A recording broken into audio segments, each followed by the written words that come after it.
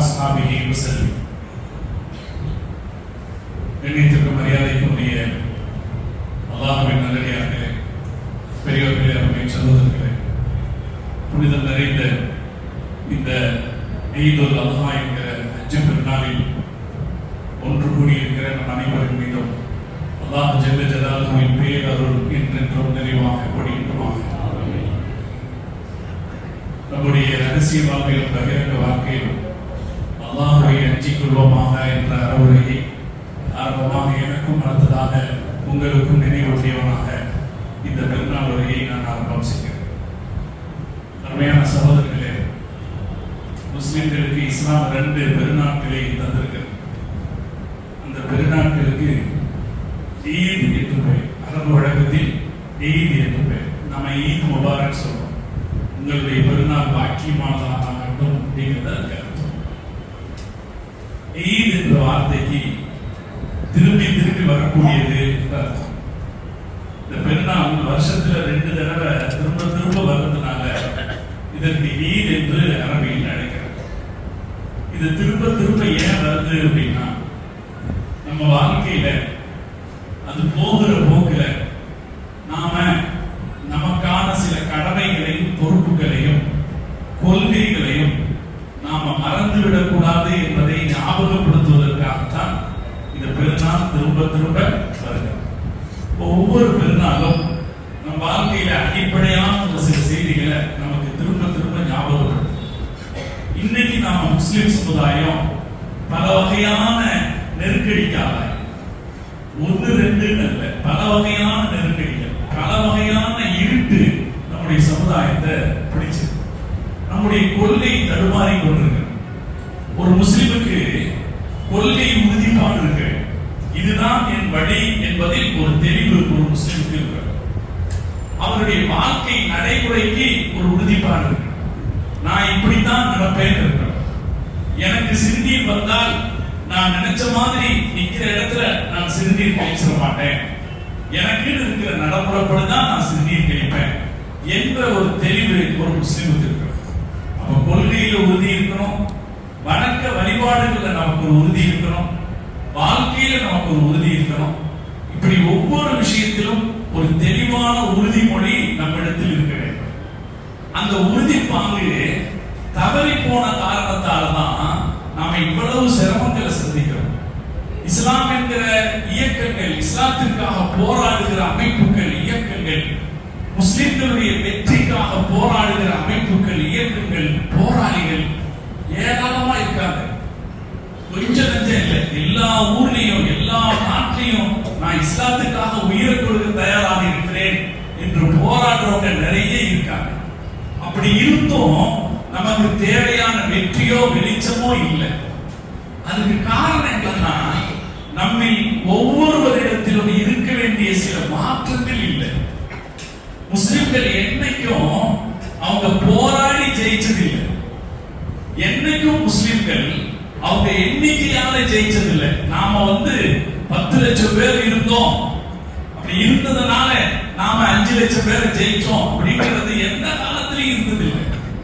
அதே போல ஆயுத பலத்துல நாம ரொம்ப பெருசா இருந்தோம் அதனால ஜெயிச்சோம் அப்படின்னு எந்த காலத்திலும் இருந்ததில்லை. நாம இந்த உலகத்துல ஜெயிச்சது எல்லாமே நம்முடைய ஆன்ம பலத்தால தான் செஞ்சிருக்கோம். நம்முடைய ஈமானிய பலத்தால தான் நம்ம ஜெயிச்சிருக்கோம். நம்ம இந்த 1500 ஆண்டு கால வரலாறு, முஹம்மது ரசூலுல்லாஹி ஸல்லல்லாஹு அலைஹி வஸல்லம் காலத்திலிருந்து வரக்கூடிய இந்த 1500 ஆண்டு கால வரலாறு சொல்றது என்னன்னா, முஸ்லிம்கள் வாழ்க்கையில் உயர்ந்தாங்க அப்படின்னா அவங்களுடைய ஆன்ம பலத்தால் தான் உயரும். இதை நம்ம ஒவ்வொருவரும் நம்முடைய தனிப்பட்ட வாழ்க்கைக்கும் எடுத்துக்கொள்ள வேண்டும், சமூக பொது வாழ்க்கைக்கும் எடுத்துக்கொள்ள. ஆன்ம பலம் இல்லாமல், கொள்கையில் தெளிவில்லாதவர்களாக, வணக்க வழிபாட்டில் உறுதி இல்லாதவர்களாக, வாழ்க்கை போக்கில் இஸ்லாம் இல்லாதவர்களாக நம்மில் தனிநபர்கள் இருக்கிற காலம் வரைக்கும் முஸ்லிம் சமுதாயத்தின் வெற்றி என்பது காணல் நீராகத்தான். நம்ம வாழ்க்கைக்கு உறுதியான நடைமுறைகளை கற்றுக் கொடுக்கிறவர் தான் ஹஜ்ரத் இப்ராஹிம் அலைஹிஸ்ஸலாம். ஒவ்வொரு ஹஜ் பெருநாளுக்கும் இப்ராஹிம் அலைஹிஸ்ஸலாம் என்கிற பெயரை பெருமையாக சொல்றோம் இல்லையா? ஹஜ் பெருநாள்னா நம்ம யாரை பத்தி பேசாம இருக்க மாட்டோம். இப்ராஹிம் அலைஹிஸ்ஸலாத்தை பத்தி பேசாம இருக்க மாட்டோம். அவருடைய மகனை அவர் அறுத்து பலியிட்டதை பத்தி நம்ம பேசாம இருக்க மாட்டோம் இல்லையா? ஒவ்வொரு பெருநாளையும் அதுதான் பேசுவோம். ஆனா அவர் குர்பானி கொடுத்தார் என்பதை தாண்டி அவரிடத்தில் இருந்த விஷயங்களை நாம் சிந்திக்க வேண்டும். அவர்கிட்ட என்னெல்லாம் இருந்துச்சு, அவர் செய்த பிரார்த்தனையை அல்லாஹ் குர்ஆனில் சொல்லி காட்டுகிறார். அவர் 4 விஷயத்தை அல்லாஹ் இடத்துல கேட்டார். ஒண்ணு, ரப்பி இறைவா எனக்கு நீ ஹுக்குமை தருவாயா, யா அல்லாஹ் எனக்கு அறிவை தருவாயாக என்று அவர் கேட்டார். அவர் அல்லாஹ் இடத்துல கேட்ட துஆ ரப்பி ஹப்லி ஹுக்குமன், யா அல்லாஹ் எனக்கு அறிவை தருவாயான்னு கேட்டார். ஒவ்வொரு மூமினான மனுஷனுக்கும் என்ன கடமை? இதை கேட்கிறது கடமை. என் வாழ்க்கையை நான் சிறப்பாக கொண்டு செல்வதற்கு என்ன அறிவு தேவையோ அந்த அறிவு பிரதானமாகும். இந்த அறிவு தெளிவு இல்லாமல் போகிற இடத்தில் எல்லாமே பிரச்சனை. என்னுடைய கடவுள் கோட்பாடு என்ன, என் வாழ்க்கை வழிமுறை எப்படி இருக்கணும், என் வியாபாரத்தை நான் எப்படி செய்யணும், நான் ஜெயிச்சு வாழணும், சந்தோஷமா வாழணும்னா எனக்கு என்ன தேவை, இந்த தேவையான அறிவு எல்லா வகையிலும் இருக்கும். ஹுக்மன் அப்படிங்கிற அந்த வாசகத்துக்கு விளக்கம் சொல்லும் போது திருக்குறானுடைய அறிஞர்கள் சொல்லுவாங்க, என் வாழ்க்கைக்கு எவ்வளவு தேவையோ அவ்வளவு நிறைவான அறிவு எனக்கு இருக்கணும். அறிவு இல்லாம ஒரு சமுதாயம் ஒரு காலம் முன்னேற முடியும். நான் அதனால் சொல்லுவது, ஒரு காலகட்டத்தில் படிப்பு தான் அறிவுன்னு கிடையாது, டிகிரி தான் அறிவுன்னு கிடையாது. நாம எந்தெந்த துறையில் இருக்கிறோமோ அந்த துறை சார்ந்த அறிவு, மார்க்கம் சார்ந்த அறிவு. நம்முடைய சமூகத்தில் இத்தனை இயக்க பிளவுகள் வந்ததே அதுக்கு என்ன காரணம்னு நினைக்கிறீங்க? இன்னைக்கு அந்த பிளவுகள் எல்லாம் சமூகத்தின் கேவலமான அடையாளங்களா போச்சு. என்ன காரணம் நினைக்கிறீங்க? அறிவில்லாமல் மார்க்க விவகாரத்தில் ஈடுபட்டது.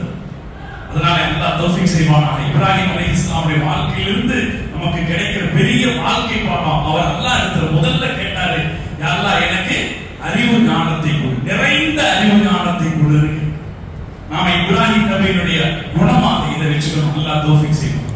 அறிவை வளர்த்துக்கணும், எல்லா வகையிலும் அறிவை வளர்த்துக்கணும் அப்படின்னு. அதுக்கடுத்து அவர் கேட்டாரு, வல்ஹிக்னி பிஸ்ஸாலிஹீன், நல்லவர்களோடு என்னை சேர்த்து வைன்னு கேட்டார். இது ரொம்ப ரொம்ப முக்கியமான.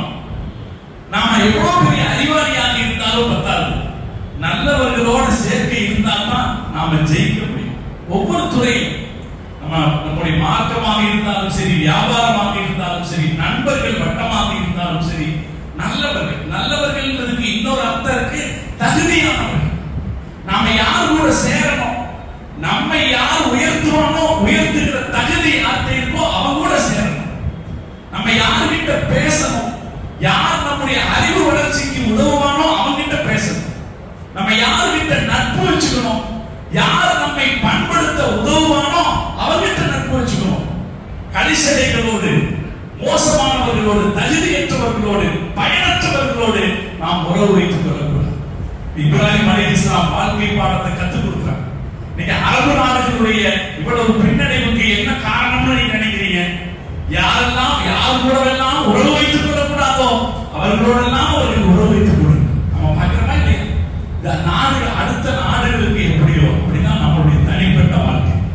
நம்முடைய தனிப்பட்ட வாழ்க்கைக்கும் இப்ராஹிம் அலைஹிஸ்ஸலாம் அவங்க கற்றுக் கொடுத்த இரண்டாவது, அவர் அல்லாஹ் இடத்துல கேட்ட இரண்டாவது விஷயம், யா அல்லாஹ் வல்ஹிக்னி பிஸ்ஸாலிஹீன், யா அல்லாஹ் என்னை நல்லவர்களோடு சேர்த்து. மூணாவது அவர் கேட்டாரு, வஜஅல்லி லிசான சித்கின் ஃபில் ஆகிரீன், யா அல்லாஹ் பிந்தைய சமூகத்தில் எனக்கு புகழ்மிக்க வாழ்க்கையை கொடு. நம்மள ஒவ்வொருத்தரும் என்ன ஆசைப்படணும்? நான் புகழ்பெற வாழணும்னு ஆசைப்படுறேன். நான் சராசரியா வாழ்ந்துட்டு போயிடக்கூடாது, 10 பேரோட பகவன்னா நான் இருந்துட்டு போயிடக்கூடாது.